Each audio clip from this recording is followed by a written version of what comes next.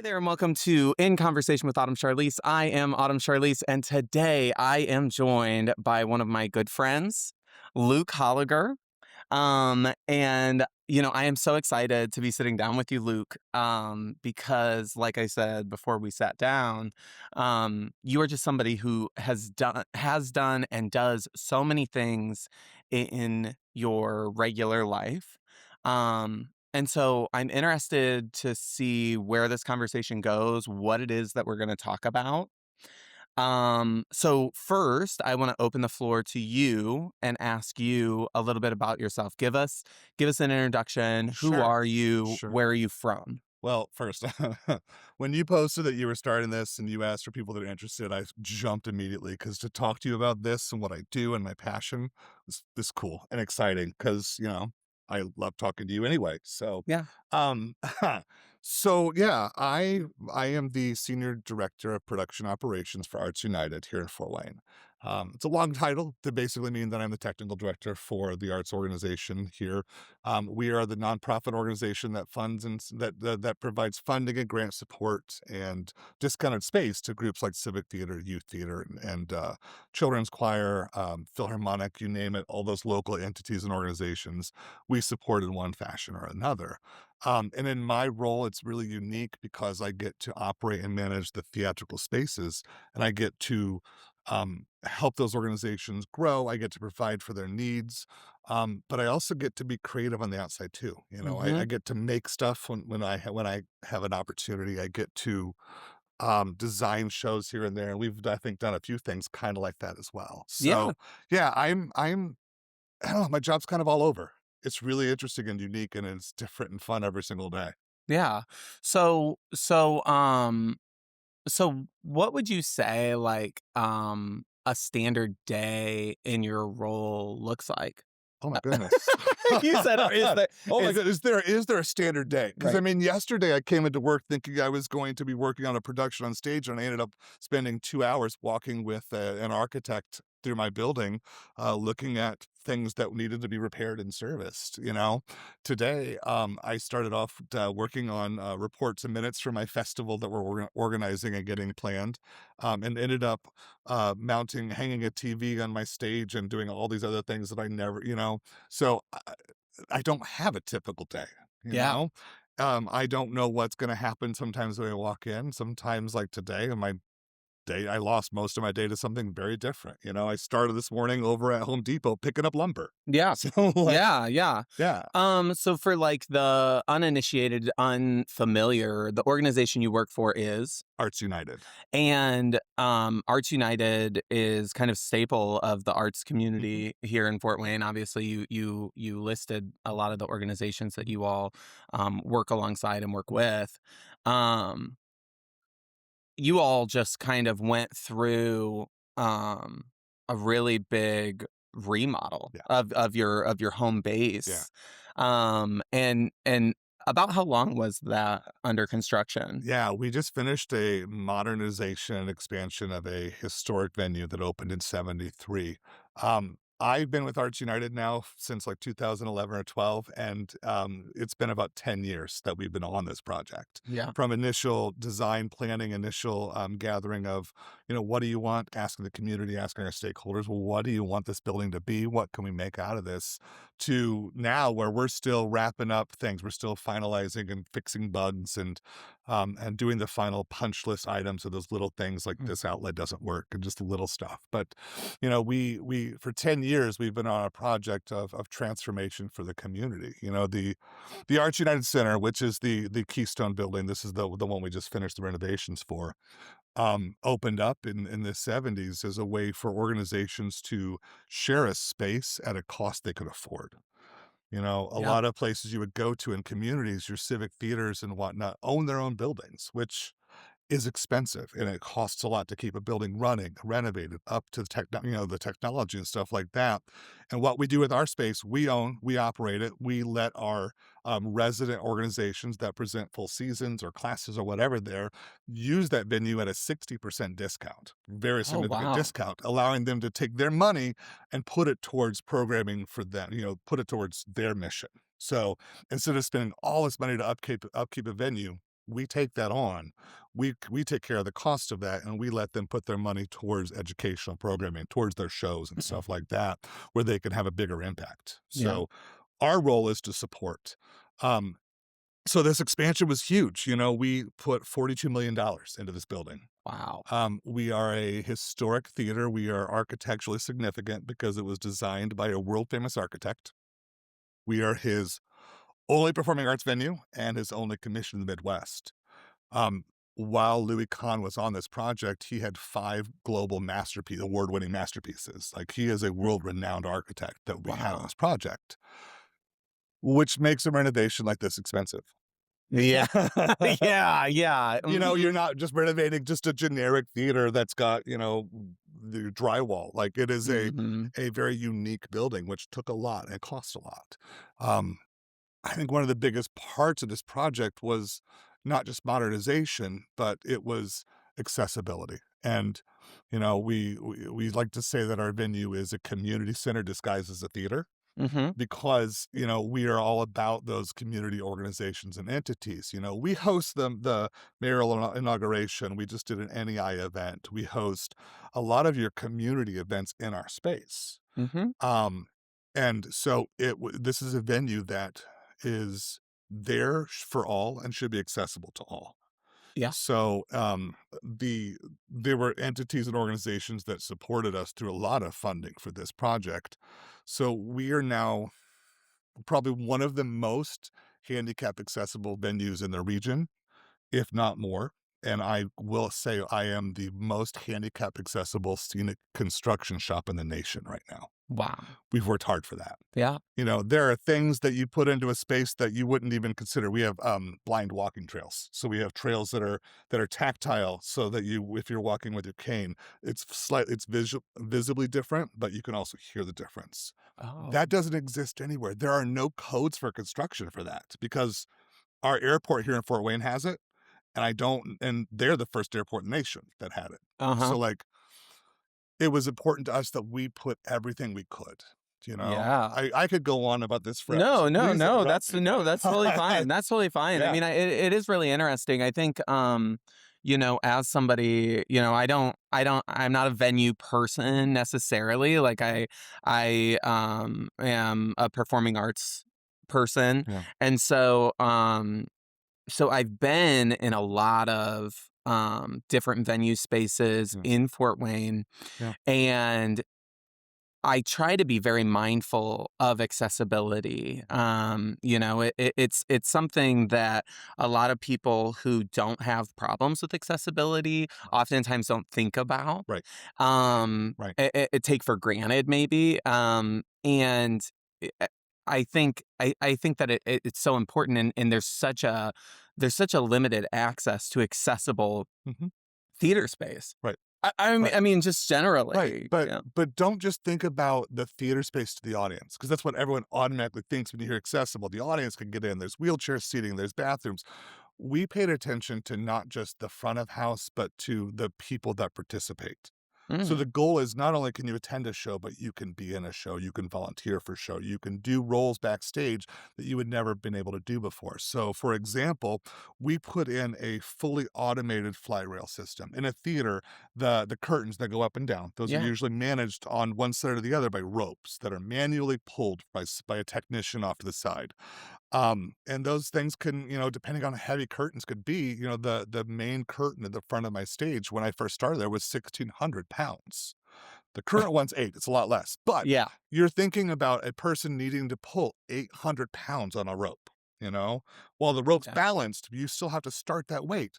We put in a fully automated system which uses motors and hoists to do that. So now for the first time, someone with a physical disability can run those flies.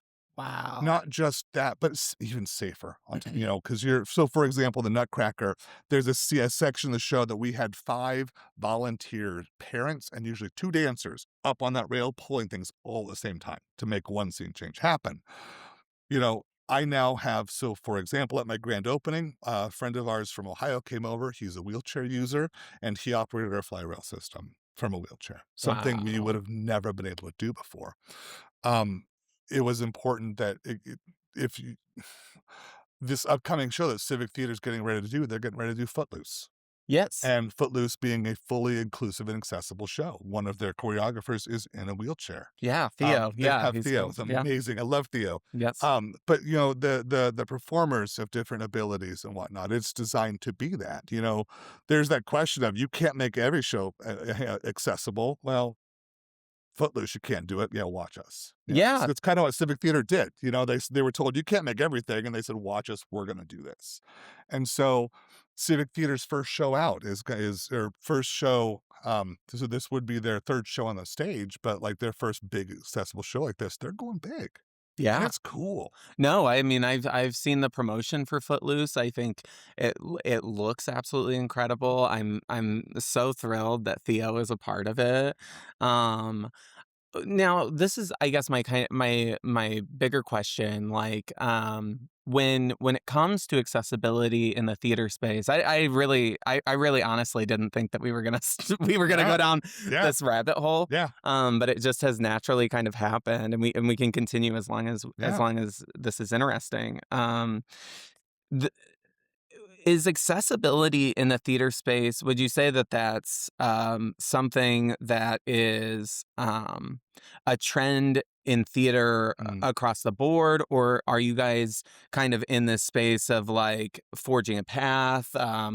Where did this idea kind of come from? Sure, sure. I don't know. Trend is a tough word to use for that. Mhm. I would say people are talking about it more for sure. Totally. But one of the companies that we're working with, primarily ETC, which is one of the top theatrical lighting and technology manufacturers in the nation. 5 years ago, we were at a conference, USITT. In fact, I'm wearing I'm wearing the vest I got there that year. USITT. We were at a conference, and I was on the showroom floor talking to Matt Mullins. He was a gentleman from ETC, showing us the fly rail system, all the automated stuff that Mm, we just installed. And I sat with him for like an hour picking and asking questions about this and this. The control joystick, the dexterity is a little weird. Could you make it bigger? Can you do this? The font doesn't work well for people with visual disabilities. And I just picked for a good hour. And a month or so later, we went to the factory for a tour, and Matt was there with us, and he told me, when I left that conference, you left me with ideas and conversations that I hadn't thought of before. And he said, I spent this whole last month, seeing things that I've never seen. So I would go to the grocery store and I saw an individual using a stylus because they didn't have the hand dexterity to ring things in. I met people that use wheelchairs and asked questions about their joystick controls and how that works for them. He's like, I noticed things that I never would have thought of before, mhm. and it started that company down a new path. They now have really turned and really put a lot of focus into accessibility through their own companies and their own product designs. Yeah. They started, say 8 months ago, maybe, with some initial promotional videos talking about, and featuring us college students within the world of accessibility. So while it is something people are talking about, I really believe that we kicked a big part of this off. Yeah. We asked the questions of not just who could come see a show, but who can get in that show, who could be a part of that show. Well, and I think that that's what's so interesting, because I think that you're right, in saying, what it was that I was thinking, which was like the access to the theater, to the seating, Mhm. to the ticket booth, Yeah, to the main lobby, that sort of yeah. stuff. To the But bathrooms. it wasn't even really occurring to me, the idea that it would be so difficult to be backstage, to be in that technical role. Yeah, And I think that that's probably pretty universal, yeah. and I think accessibility generally for people who don't have accessibility needs, Mhm, is one of those things that we mhm. that we really honestly don't think about until we invest the energy into thinking about it. Right. So I mean, I think that that's really interesting. But even in that, think about the term universal design. Universal design says that if it's good for this individual, if this adaptation is good for this person, it's gonna be good for so many others. Mhm. So, for example, a wheelchair ramp going up to a building, that's not just for people in wheelchairs, but that's, people that maybe can't do stairs, people with Mm. walking. Um, I would take advantage of a ramp before stairs sometimes if I'm tired that day, be able to Mhm. push carts up that way. Universal design are things that you wouldn't think of that now help everybody. You Yeah. know, one of my favorite little comic strips when I talk about universal design, it's a school, and it obviously had snowed, and the janitor is, shoveling the stairs, but there's a wheelchair ramp there. There's a bunch of kids there, and you can see that that one kid in the wheelchair can't get up. But Mm. if he shoveled the ramp, all of the kids could get up, you know, and it's that idea of how one modification for one person helps so many. And there's so many other examples that I'm blanking on right now, but No, there's but I so mean, many I think ways that, you know, another example for in my venue, the cane walking trail that I talked about, mhm. it was wonderful when we did Nutcracker for the little kids. Okay, line up on the line. Now I have a visual representation for kids to be able to prep and get themselves on stage safely. We use it as wayfinding. Someone's like, "Hey, how do I get to this?" Okay, that path right there, follow that path to the right, it'll take you to the stage. So, universal design shows that it is good for so many more things than just that first thought, Oh, I think that that's you know? brilliant. I think that that's brilliant. Is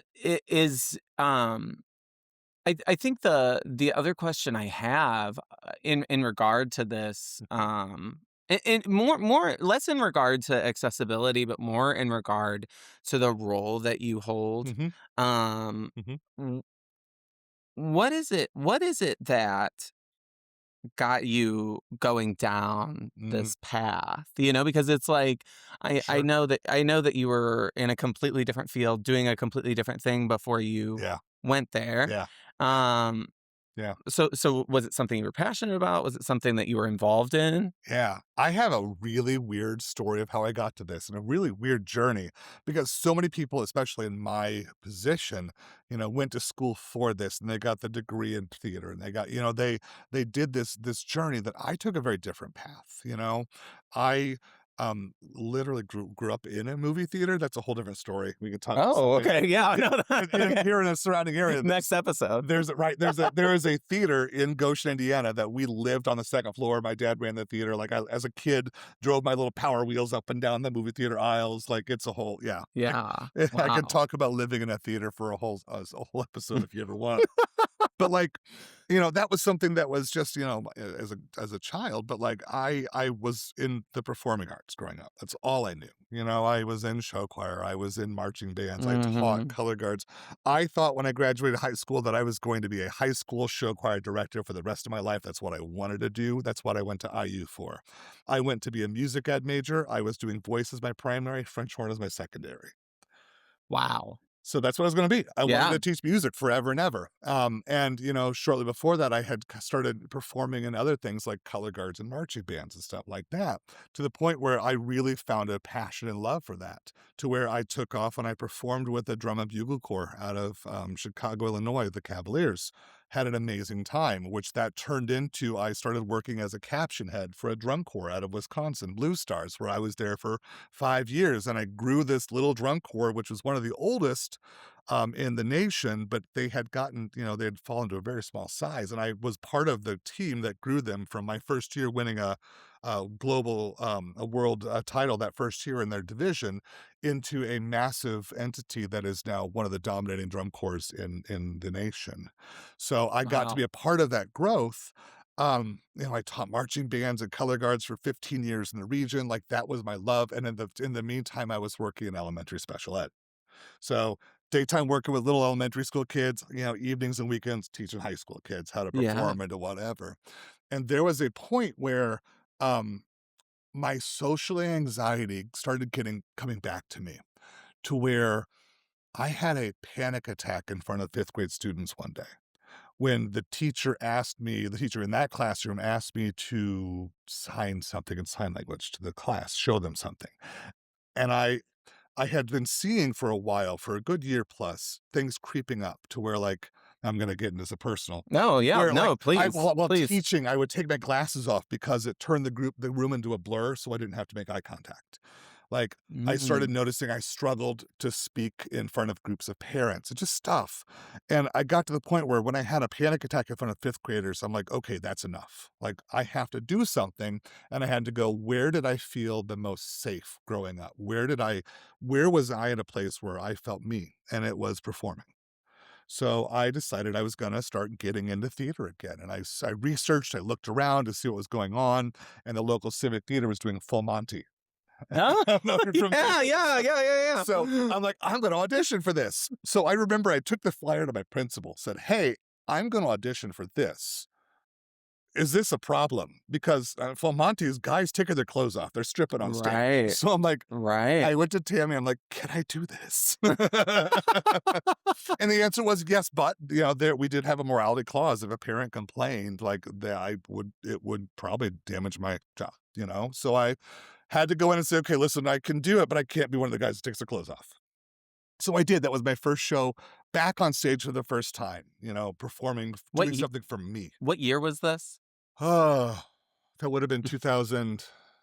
Oh gosh, 8, 9, Okay. somewhere around there. 8, 9, somewhere around there.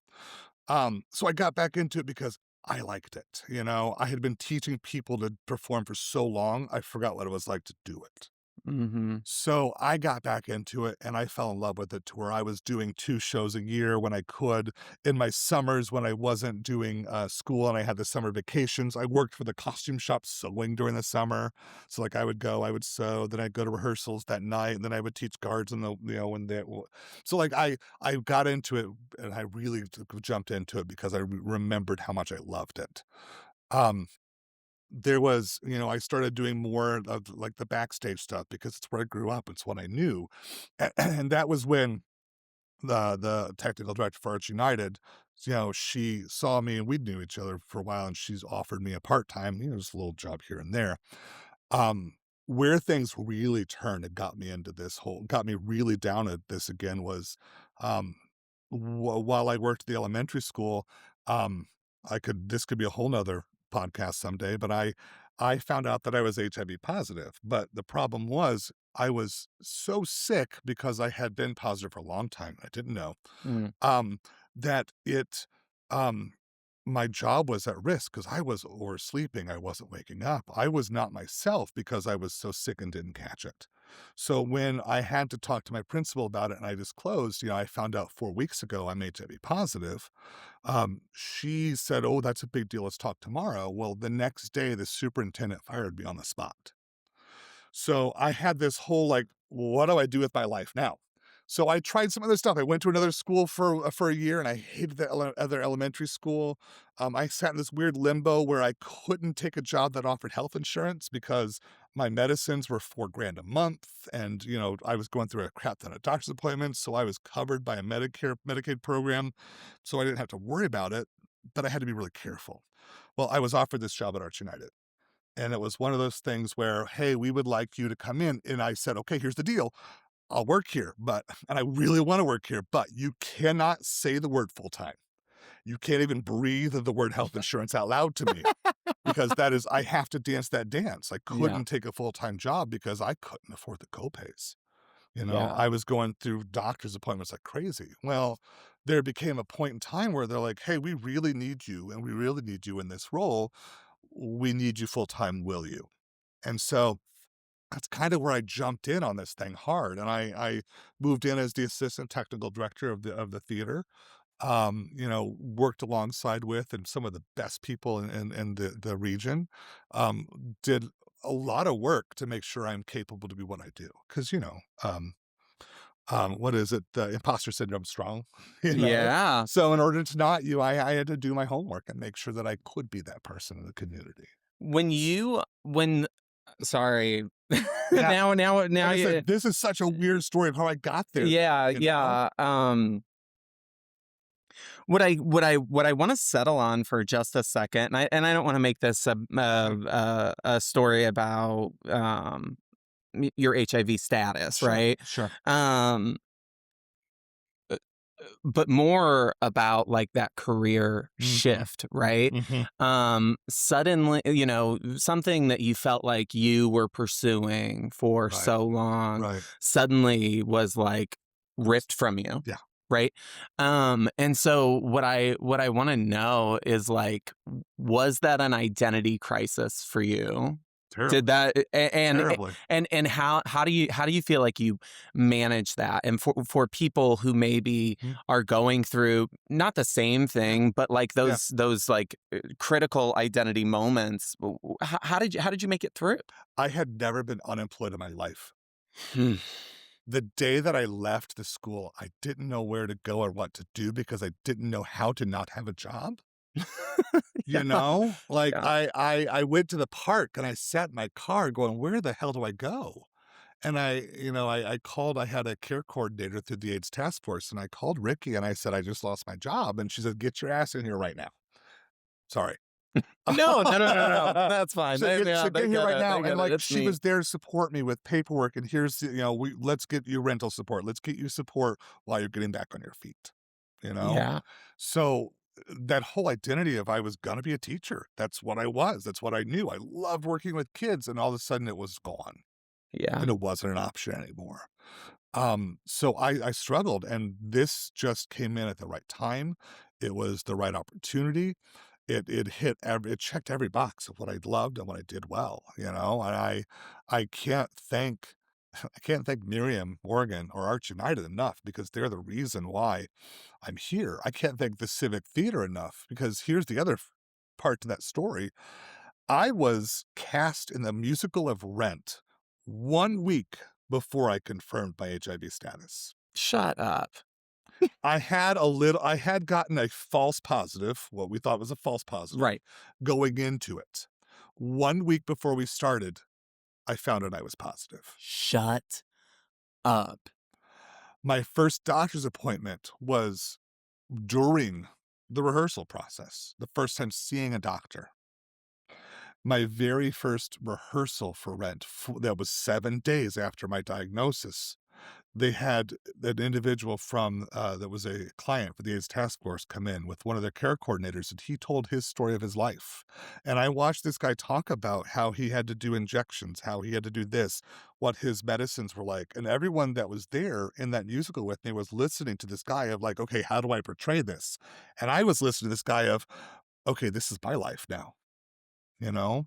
So we always talk about art and impacting on life. Like that musical was my life. Yeah, I guess my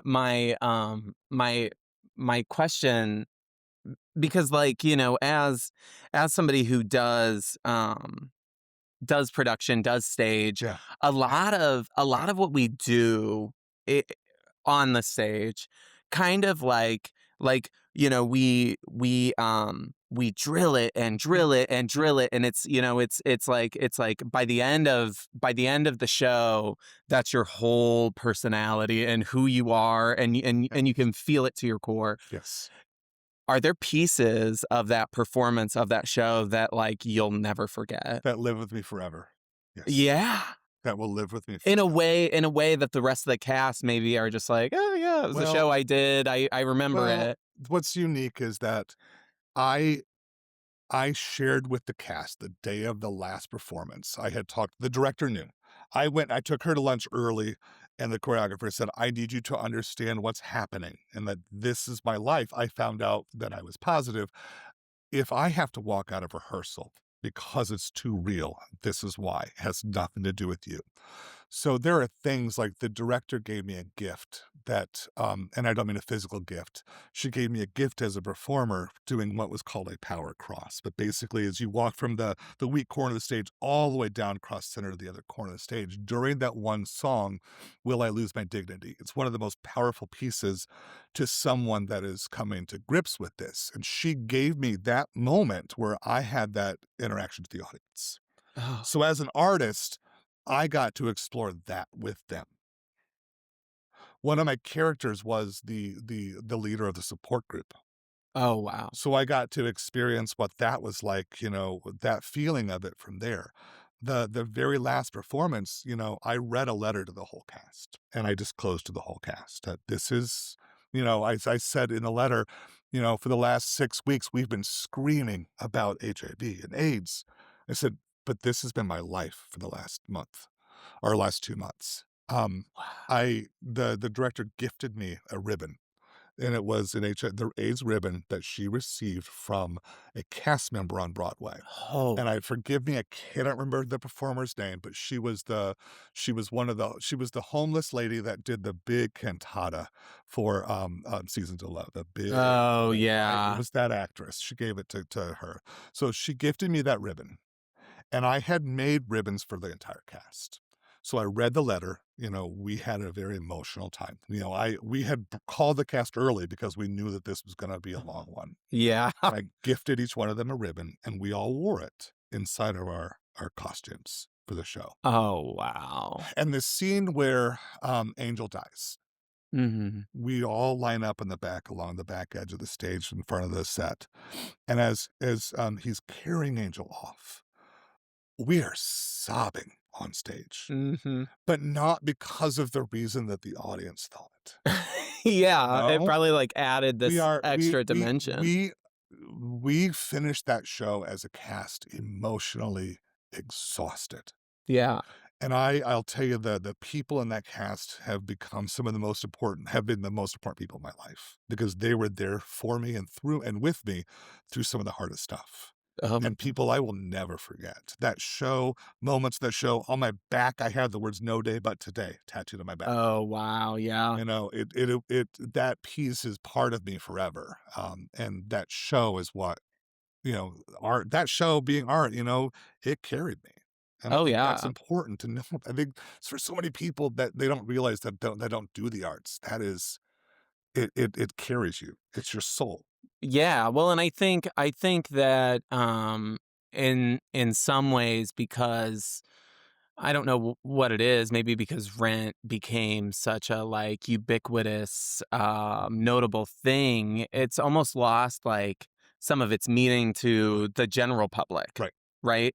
It's still, Yeah. like, so important to people in the arts, and Mhm. it's so important to, um, people who can relate to the story, people in the LGBTQ plus community, Yeah. um, but I mean, it's just, like, so, Yeah. it's such a, like, strong feeling. Yeah. I mean, I can't even imagine having that Right. whole experience Right. at that exact same time. Right. At that exact moment, Uh, like, you were probably, like, in shock and disbelief. I I had to make a decision. Do I stay in the show? And I weighed that one very heavily Yeah. because I didn't know if I could. Like, mentally, Yeah. I emotionally. didn't know emotionally if I'd be able to do it. I'm certain that it was so important. Yeah. It And by the end of it, I'm sure it was so important that you did, and you yeah. felt so many different feelings about having done I that. and I needed that family. I needed that Mhm. Rent family at that time. I had those people were I mean, you say sometimes saved my life. No, this show saved my life Yeah. at a very, very tough time. Yeah, I mean, that could have been such a, like, insular and isolating experience. Is like, "Oh my god, like, I'm all alone in this. I've just lost my Yeah. job. Lost I everything. don't." Lost in 4 weeks, everything. Yeah. In 4 weeks, I lost everything. So Boy, I don't think we were going down this path. no, I didn't either. I really didn't either. So, okay, so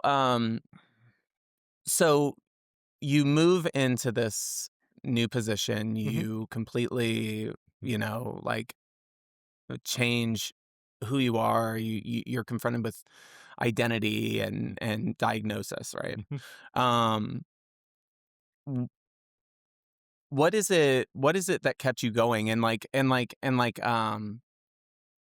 Uh, is that something like are there days that you still kind of, I mean, I know you said you kind of have this imposter syndrome in the role that you're in Oh, yeah. sometimes, blah blah blah. Oh, yeah. But like, is that something that you're still confronted with? Is that still something that you deal with? Sure. You know? It took a long time. Boy, Yeah. it took me a long time to not. I I remember the day where I held my pill. I have to take a pill every day. I remember the Mhm. day that I held my pill in my hand and went, "Holy crap, I didn't think about the fact that I have this disease once today for the first time." Mhm. 'Cause there for a good couple of years, I thought about it every day. And I remember the day I stood in this bathroom back there holding that pill and Yeah. going, "I didn't think about it today." Yeah. So it was very transformative again because it did live with me for a long time. I'm very fortunate that now it is not something that consumes my thoughts, and there's a lot of reasons why I've done a lot of work. I've through things like speaking, doing some letter writing for the Positive Resource Center, doing some peer mentoring, specifically doing a lot of work with the organization called the Human Library, which I'm sure we could talk a lot about Yeah, someday. right, right. That's a whole nother podcast on its own. But like through those things, I have learned to embrace and what I used to not tell anybody about, and I kept quiet because I was scared about. I now use as a resource and a tool to teach people. Mhm. Oh my gosh, what a simple way to teach people about bloodborne pathogens. Mhm. If blood spills in the stage, what do you do? Well, I had some people once go in there with paper towels, start wiping it off, and I had to pull her off to the side, and we were talking, and I said, "By the way, I need you to know this is me. And this is why you don't do that, Mhm. because I was able to give an example of why you treat all blood as infected. Yeah. Interesting tangent for me to take right now, but like No, yeah. it has made me stronger. It has shown me that I am more resilient than I thought I could ever be, you Yeah. know? Well, and I think what is so you weren't the first person who I knew who had a diagnosis of HIV. Sure. Um, but you were someone who talked about it in a way that was different and in such an accessible way. I'm somebody who is all about telling my story. We Mhm. we met through Human Library, so we're both very much like personal storytellers. Um, and so, but it is. I'm certain that there are people out there who really appreciate the fact that you do have the capacity to share those things and be open and honest about where you come from and how that all transpired, because it's like not everybody's got the energy to do that. I mean, it's so exhausting. You have to be confronted by society, by your family, by Right, friends, by acquaintances about right, all of these things. right. Eh, eh, y Go ahead. No, I decided at one point that I was gonna be the voice for people that couldn't. Mhm. There was an incident once where the pharmacy announced my medication out loud in front of the entire lobby. Jesus. And I remember had that happened when I was first diagnosed and I was picking up my medicine for the first 6 months, I would have never come back. Mhm. And I probably would have never got my medicine again. And I went after the pharmacy pretty hard on that one, because I knew that someone else couldn't. Someone else wouldn't be able to. It would have driven some They're in a different place in their right. journey. Right. Peer mentoring a young adult this poor young man that found out he was positive and thought his life was over.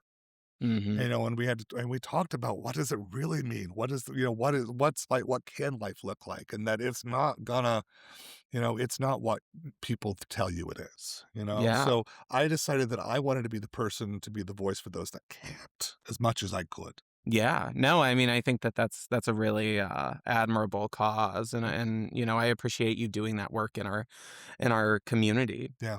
Yeah. Now, you probably felt pretty cast out, cast aside by your previous, job. Mhm. You don't feel that way in your current role. You don't feel that way with your current No, organization not at at all. all. Not at all. What would you say you feel like, from the perspective of, like, acceptance and, Oh like, yeah. camaraderie with I them? I work at I am very, very fortunate to be where I am with the people I am. I feel incredibly supported. I feel incredibly cared for. I feel incredibly, heard and important. Yeah. I am able to uh, with my boss, who I have the utmost respect for, we can have just complete arguments about stuff, and she respects my opinion and will come back and say, "This is my decision, and here's why." But I'm hurt. She will listen. She will ask. I feel as an organization, that Arts United is very supportive of all of us. Yeah. I've always felt that from this organization. It's been incredible. The world I live in, not just within Arts United, but the arts community in Fort Wayne is a big deal. Oh my god. Yeah. Fort Wayne has an arts community, specifically a theater community that is outsized for our community beyond any other city of our size.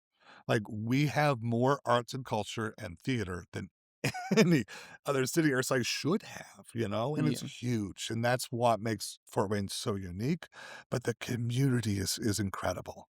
The number of incredible human beings I have met and I've got to be friends with, and I've got to see grow, and I've got to see become performers. I mean, I've got to meet, an individual that, they started here in Fort Wayne just as a volunteer stage manager, was having a great time, was really good at it, and coming out of the back end of COVID said, "I wanna go to New York and be a stage manager," just left, just went. No job, no place to live, and they just left. And within a week, they had a place to live, and they were working as a stage manager for an off-Broadway production because that's what came out of this community. I have seen that. Like, the more that I get involved in art, the more I realize, like, there is such a vibrant art culture. What I would say is first,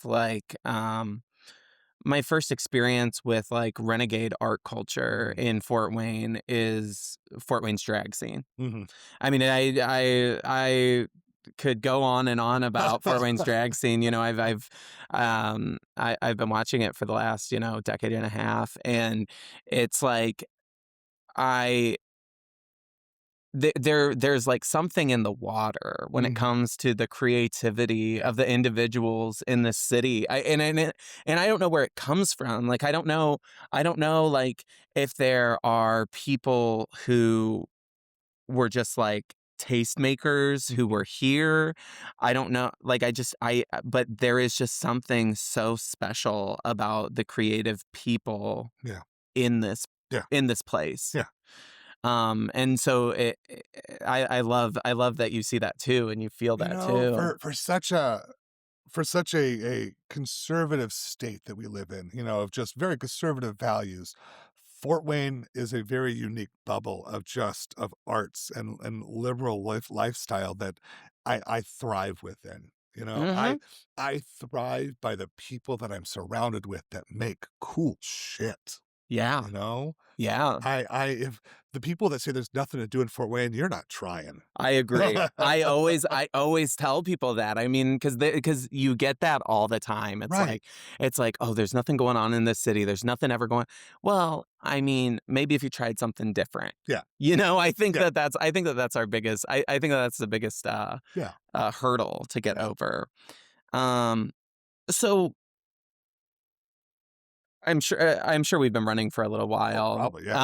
But I wanna ask you, um we're gonna circle back to, like, your Yeah, career, your day please, please, job, and that please, sort of stuff. please. Um, so what is it that keeps you in that in that place doing that job? Um, where do you see yourself going? What's your vision for the future for Oh yourself gosh. or Sorry. Where do you see yourself in 10 years? I don't know. Hopefully taking a nap. Yeah.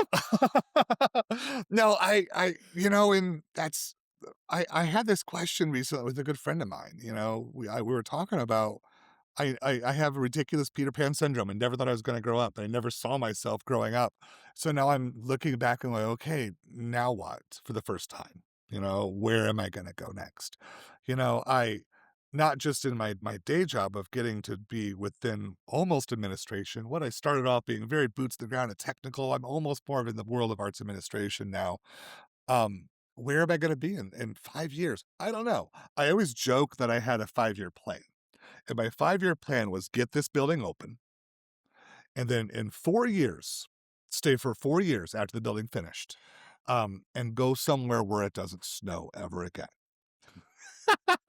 Because I hate being cold. The moment my Yeah. nose gets cold, I get grumpy. But I've always said, year 1 of a new building is wringing out all the bugs and getting the crap out of the way. Year 2 and 3 is usually just coast. You're great. Year 2, 3, even 4. Mhm. Year 4, you have to start spending money to fix stuff, and that's where I'm like, "I wanna take off before that stuff goes down." Like, I've always joked about that. I don't know if I ever will, But I'm at the place now where I'm happy. I love what I'm doing, not only within Arts United and what I do there, but all of my side projects. I am the technical director for the Rafaela Ballet. It's a company Mm. based out of South Bend. Well, we could talk about this one. This is a fantastic story too.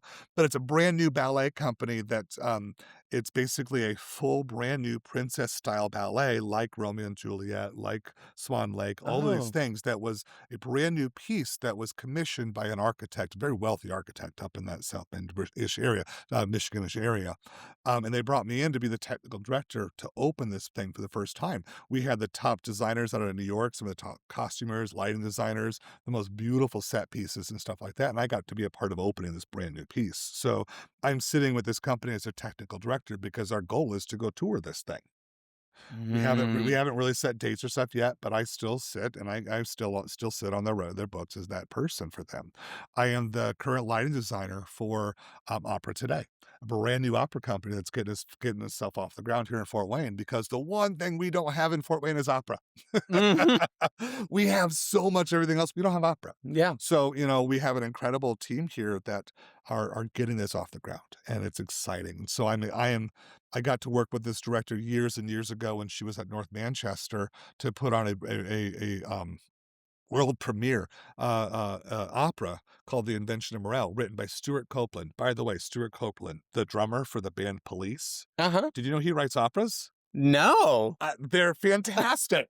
He writes the most That's weird brilliant. sci-fi operas. This opera was weird. It was very much, this whole future past machine technology, Oh, that's cool. unrequited love. It was a weird story, and it was a lot of fun. And Stewart came in. I got to meet him. I got to work with him briefly. Like Wow. I got to. They brought in people from the New York Met Opera to come in and work with us. So like I got to work with some remarkable human beings there. But so with Opera Today, with Deborah, with Raphael Ballet, I've been a lighting designer for Three Rivers Music Theater for 6 years. I'm doing stuff at other venues. I work as a lighting person at the Clyde Theater here in town Mm. sometimes Mhm. when I have time. Right. I'll sub and do lights for others people here and there. Like I not just in my day job, but in my artistic endeavors, I have an outlet to create and to make. So I don't know where that's going to take me. Who Yeah. knows? I had an opportunity to go and work with a friend down in Atlanta, and the dates didn't work out right. But like, uh, if the right chance comes up, who knows? I might go tour with a ballet company just because. Yeah. So I'm kind of playing it by ear. Wow. I know where I'm at now. I know where I'm going to be for a while, but I don't know. Yeah. I don't know. So, uh I think we should leave our conversation there. Fort Wayne is just so I think Fort Wayne Yeah. is just so lucky to have you, and Yeah. and Oh, and thank you. I appreciate everything that you've done. I've had my hands in these small organizations that you dabble in, and I just think that the work you do is so important. I think a lot of the time, people don't know what goes into production, Yeah. because Yeah. it's when it's Oh, when yeah. it's seamless, when it's flawless, Yep. it doesn't appear to the Yep. audience or to the general public. And Yep. so I just so appreciate that. Is there any Real quick on that, one of the hardest parts of raising money for this project was that we are so good in theater and the arts of hiding problems that people didn't realize how falling apart that venue was. so you had to tour them around? We did. We spent a good 2, 3 years touring people through the venues saying, "Look at how bad it is." Mm, Because when you come to a show, we'll never let you see that, you know? right. So that was hard to you're right. We do make magic out of bubble gum and duct tape, you You know? have to sometimes, to make Yeah. something Yeah. happen. Yeah. Well, is there any project or anything that you want people to know about that you're working on right now? Or maybe it's as simple as, come to the center and Right. see. Right. I think I'm getting geared up for starting some projects coming with Opera Today. So some of our first, we got 3 shows coming up here soon. One we're in the design process right now. Um, Forgive me, I don't have the dates off the top of my head at the That's moment. fine. That's fine. Um, I've got that coming up. Um, I think the big thing right now is I want people to come down to the Arts United Center. Come see the space. Come take a tour. Come see a show. You know, Yeah. Civic Theater is consistently putting out incredible products. You know, bring your families. That's the other thing. We have a space where you can bring people. We have sensory pods for kids with disability that need it. We have adult size. This is a big one. We have an adult size changing table, motorized table that no one else really has that sort of thing. So for Mhm. the first time, a mom came to a show and she said to us, to the civic staff, because we took her up to use that restroom. We said, "This is the first time my daughter's had the dignity of not laying on the floor in a public bathroom." Yeah. And so I encourage people to come see what the opportunities that we've created. Come see what Civic is doing. Come see the ballet because they're doing cool stuff in there. Yeah. Come see, I also work a lot with the Fort Wayne Dance Collective. I'm the designer for Collective Expressions. Yeah. Come see Collective Oh, I Expressions. love collective Um, action. come to my festival. Yes, Taste of I the come to Arts. Taste of the Arts. That's a big passion of what I do. We started meetings like 3 weeks ago for a festival in August. Yeah, that's what I was gonna say, it comes in August, Yeah, right? come. That's a whole podcast on itself. I know. Yeah, I'll try to have you on before Taste of the Arts because I think that would be Yeah, great to yeah. just I think that's the big thing. Come participate. Don't and if you don't go to Arts United, go support go support local theater. Go support local arts, because when society struggles, we always go towards the arts. Think about what happened when we all shut down for COVID. What did we do? We went to the Nintendo Switch and we Mhm. played Animal Crossing. We Yes. we sat and watched so many movies. We don't think about the fact that when the world went into crisis, we went to the arts Yeah. for our solace, for our place of being, or whatever.